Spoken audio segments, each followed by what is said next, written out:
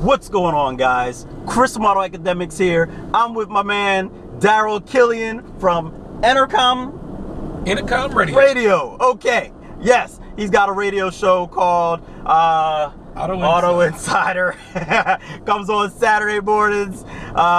You want to give your little... Saturday mornings from 10 a.m. until noon on News and Talk 1380 WAOK on the AM dial. Or you can stream us on radio.com every weekend from 10 to noon. Woo! Then I got a radio voice. All right, but it's not about his radio show right now. It's about AutoAcademics right now. And today, we're bringing you something all new again. We're bringing you the totally redesigned 2019 Hyundai Santa Fe.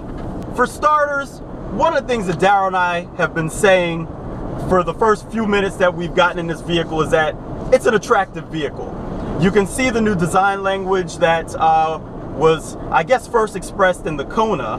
Now it has moved its way over to this Santa Fe, and they're really trying to give this vehicle more of an SUV type of look.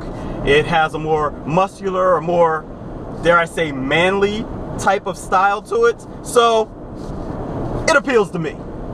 The Santa Fe is going to be available with two different powertrain options. The first and base one is a 2.4 liter four-cylinder. It's naturally aspirated, so you know, just the basic four-cylinder engine. And then you can also have an optional 2-liter turbo, which is what this particular vehicle that we're driving today has in it. Both engines are mated to an 8-speed automatic transmission, even though the 8-speed is slightly different with each engine variety. Apparently the one that's mated with the 2-liter turbo has the capability to handle a little more torque than the one that's mated with the standard 2.4 liter. One thing I can say about this engine is that the low end torque is where you actually feel the power. When you're cruising already at 65, 70 miles an hour, it's not as strong, but low end torque is where it's at. When I'm trying to accelerate through a corner or out of a corner, or trying to beat traffic that's coming, that's where the vehicle feels like it has very nice power. We've only been in this vehicle for a few miles right now. This is just the first drive, but I have to say that the suspension, it feels nice. For doing a nice highway drive, it feels good. Any of the significant imperfections that we're feeling on the highway, it just kind of glides over them. Yet, the vehicle feels decently controlled as well.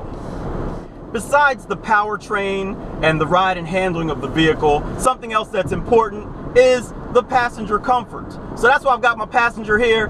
Daryl, how you feeling over there, man?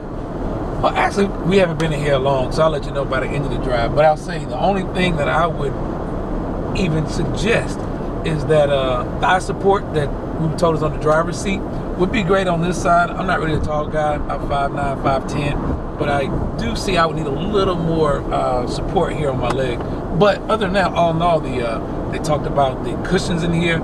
I can really feel the support, and I feel really comfortable in there. Yeah, I've got to say that I do have the extendable thigh support, and it feels nice. It's nice to be able to get that little extra adjustment in there.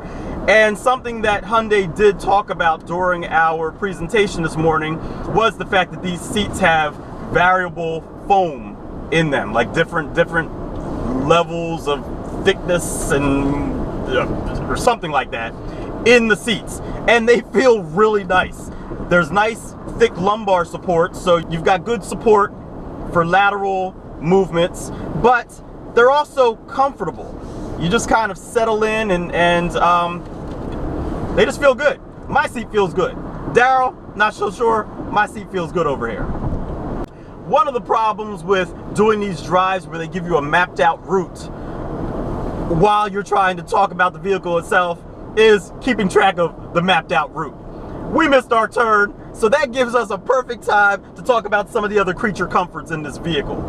This one in particular is a higher spec one. I'm not sure if it's the Limited or if it's the SEL Plus, but with the Limited being... Ultimate. Oh, this is the Ultimate. we're at the top level here. So this Santa Fe has all the bells and whistles. It's got the dual zone climate control. It has heated steering wheel, heated and ventilated front seats, heated rear seats, and it has the Infinity sound system, which in my previous experience has always sounded pretty nice. You still get your drive mode select. There's also an around view camera that's available on these cars. This Ultimate Trim package has that. So allows you to see things a little bit better. No more worrying about scuffing your rims on the curbs or anything like that. Another thing that I can make note of is that the cabin is fairly quiet. Hyundai did say that they spent quite a bit of time with sound insulation. It has the acoustic windshield. I can't remember if they said the front side windows were acoustic as well, but I know the windshield is acoustic, so that helps to work with some of that wind buffeting. I like the heads-up display that this vehicle has. It's large, it's pretty clear, easy to see, and I also like how Hyundai is now working to make their vehicles, or at least some of their vehicles, a little more premium. You're seeing a lot more of the soft touch materials on the dash and on the console areas, and it really makes it look nice. So there you have it, guys. The totally redesigned 2019 Hyundai Santa Fe. Hopefully you guys enjoyed this video. It was just a quick first look, giving you guys some insider information, letting you see some of this vehicle, some of the new details that they've added to it, and as well as AutoAcademics' first impressions of it. If you like this video, as always, go ahead and give us a thumbs up. If you haven't done so already, consider subscribing to our channel. I'm Chris from AutoAcademics, my man Daryl Killian. We'll see you guys next time. Peace.